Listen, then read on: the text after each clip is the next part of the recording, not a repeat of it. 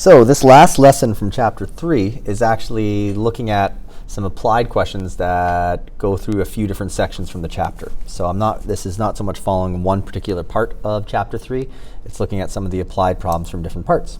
And so I have two examples here, both with some, actual data or information. And that's kind of what the idea behind these lessons are. So first I start with some information about the country of Japan. And it says, in 2008, Japan reached its peak population. And since then, it's been declining. And I said it's been declining by an average rate of 0.1% a year. So they're losing 0.1% of their population over years. And so what I then do is I use that to come up with this equation. So this equation here, P equals 128.1 times 1 minus 0.001 all to the power of t.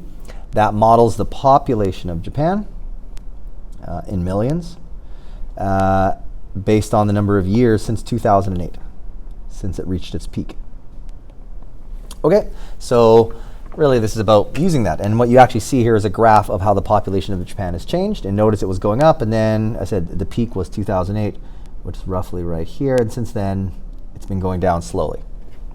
All right, so first question is, use this exponential model to predict the population of Japan right now. And so the way I need to do that is realize I need to substitute t with an appropriate value that represents now. Now, I'm making this video in the year 2020, and the year 2020 is 12 years from 2008. So I want to make t equal 12. 12 years from 2008. And so my equation would be the population in millions of Japan. My prediction is 128.1 times 1 minus 0.001 to the power of 12. Now at this point, the rest is really just going to a calculator, although I could easily take this base of my exponent and just put that together. 1 minus 0.001 is 0.999. So maybe I'll do that one more step before I go to a calculator. But as soon as I go do work on a calculator, I don't really care too much about it. As I've said before, by the time I'm testing you on this unit, you won't be using a calculator. And so, for example, an answer like this is all I really care about. But I also want to make sure you know how to use your calculator. And so you go into my calculator here. I get about 126.6 it rounds to, and I should say million. All right, and that's just a quick prediction based on this information here. And I'm just kind of curious. If I just Google population of Japan, and according to this, the population of Japan right now is about 126.4 million. So it's pretty good, 126.6. It's pretty good considering I'm just basing it on the population a long time ago. But again, it's this step is all I really care about after a while. I mean, know how to use your calculator, just don't rely on it. All right, so next, let's predict into the future. It says, use this exponential model to predict the population of Japan in the year 2050.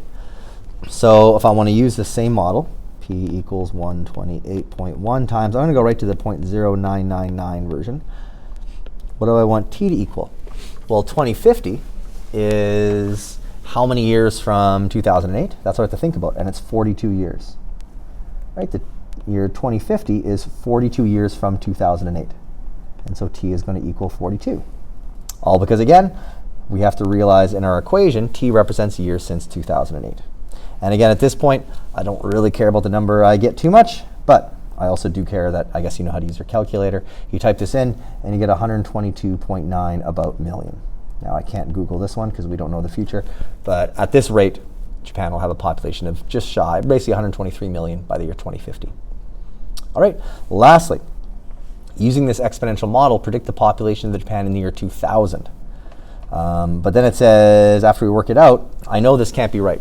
So that's it, let's first work this out. So the year 2000 is 8 years before 2008. So my t is going to be -8. That said, that means my exponent is going to be -8, which we've been dealing with negative exponents. So the population will be 128.1 times 0.999, or 1 minus 0.001, to the power of -8. And so I go to my calculator, and then I'll mention how I know this can't be correct. That's it. I go to my calculator and I get 129.1 million. So now, how do I know this prediction cannot be accurate? I'm not even going to bother Googling the population of Japan in 2000. I know this can't be right, and that's because I already commented that Japan reached its peak in 2008. So Japan had its highest ever population in the year 2008, which was 128.1. So I know in the year 2000 it couldn't have been more. All right, and that's the key. This is more than my peak, and that's how I know in this case my model is wrong.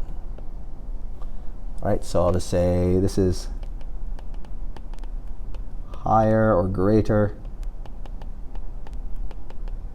than the peak population, which was 128.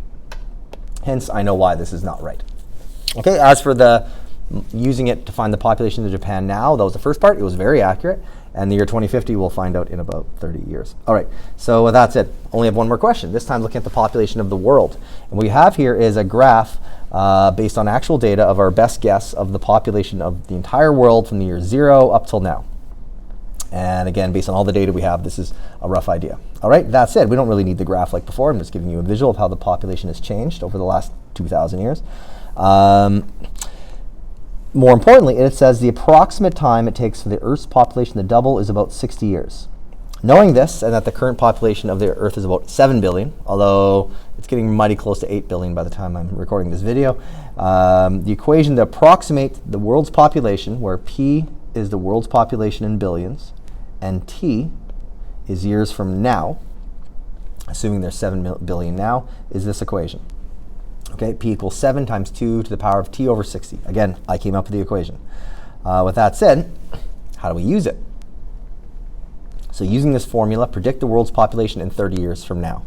So 30 years from now means I want to make T equal 30. And so I can say the population will equal 7 times 2 to the power of 30 over 60. Now, I actually don't want to go to my calculator yet because, like I said, I don't really care about just the numbers of the calculations I get. One thing I care about is realizing that in this case, my exponent of 30 over 60 I can reduce. This is the same as 7 times 2 to the power of 1/2. And what I definitely care about is that we remember what a power of 1/2 means. A power of 1/2 means the square root of the number, in this case 2. So this means 7 times the square root of 2. And so if this was a test question, this is where I'd kind of stop. That's it. It's not a test question.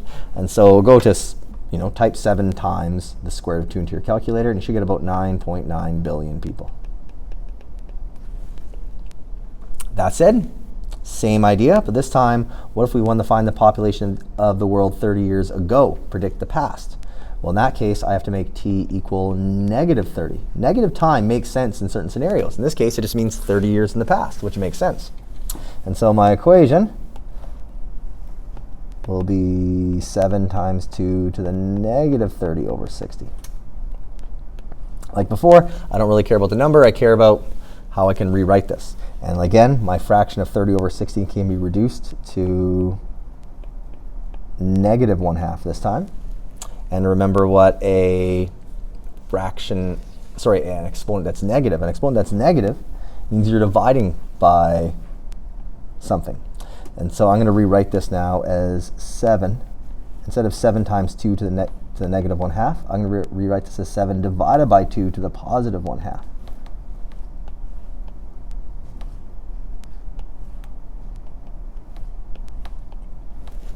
Again, that's what 2 to the power of negative 1/2 means. It means I'm dividing by 2 to the power of 1/2. And lastly, what does a power of 1/2 mean? Well, we just saw in the last one, it means a square root.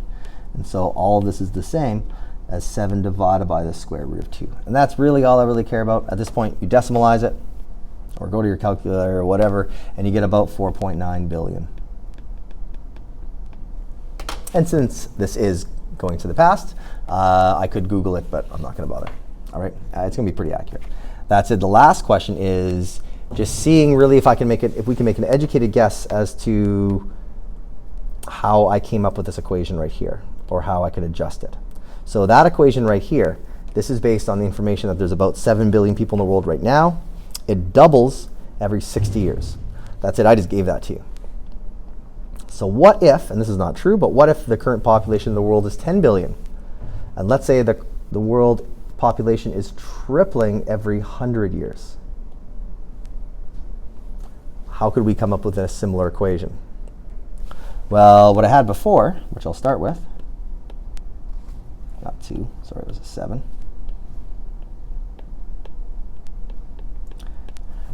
This here was based on the idea that there's 7 billion people now, and it's doubling every 60 years. Well, if there's 10 billion now, then this 7 here is going to change to a 10. If we're talking about how often it takes to triple, not double, that means we're talking about how often, how long it takes to multiply by 3, not 2. And so the base of this exponent is going to be a 3.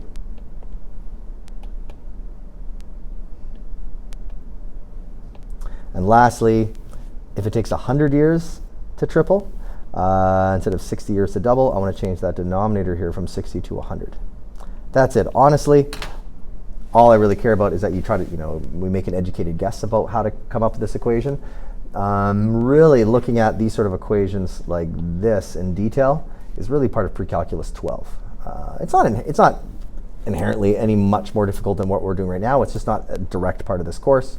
So while I'd want us to try to understand a bit of this, I'm not too concerned about this last question, although I hope you realize how it kind of compares to what I gave you. That's it. That's all I have for the notes. Again, you want to look at a variety of problems from your homework, but we don't need any more notes to explore it.